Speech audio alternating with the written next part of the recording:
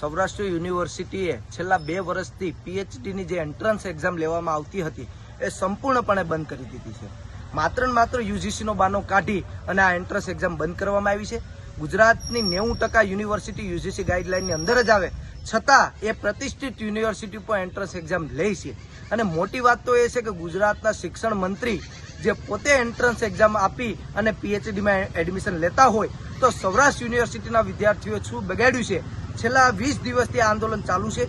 આજે અમે કુલપતિશ્રીને જે રજૂઆત હતી અમારી કે ભાઈ નેટ ક્વોલિફાય વિદ્યાર્થીઓ સાથે અમારે અન્યાય નથી કરો, પણ ઘણા ભવનો એવા છે કે જેમાં નેટ લેવાતી જ નથી અને ઘણી સીટો એવી છે કે નેટ ક્વોલિફાઈડ છોકરાઓ ઓછા છે અને સીટો વધારે છે.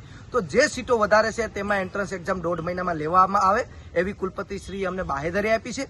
બીજો મુદ્દો કે સૌરાષ્ટ્ર યુનિવર્સિટી છેલ્લા 1.5 વર્ષથી આ યુનિવર્સિટીને 1.5 મહિનાથી રાજકીય અખાડો બનાવી દીધી છે. વિદ્યાર્થી હિતના એક પણ કાર્યક્રમો થતા નથી, પણ જે પોતાને લાભ થાય, પોતાની પાર્ટીને લાભ થાય, ભાજપને લાભ થાય તેના માટે થઈ અને આ રાજકીય અખાડો બનાવવાનું કામ આ યુનિવર્સિટીના વાઇસ ચાન્સલર કરી રહ્યા છે. એટલા માટે આજે યુનિવર્સિટીના જે આરએસએસનો જે પ્રોગ્રામ હતો તેમાં એનએસયુએ વિરોધ કરી અને પ્રદર્શન કર્યું છે કે ભાઈ આવનારા દિવસોમાં વિદ્યાર્થી હિતના કાર્યક્રમો થવા જોઈએ.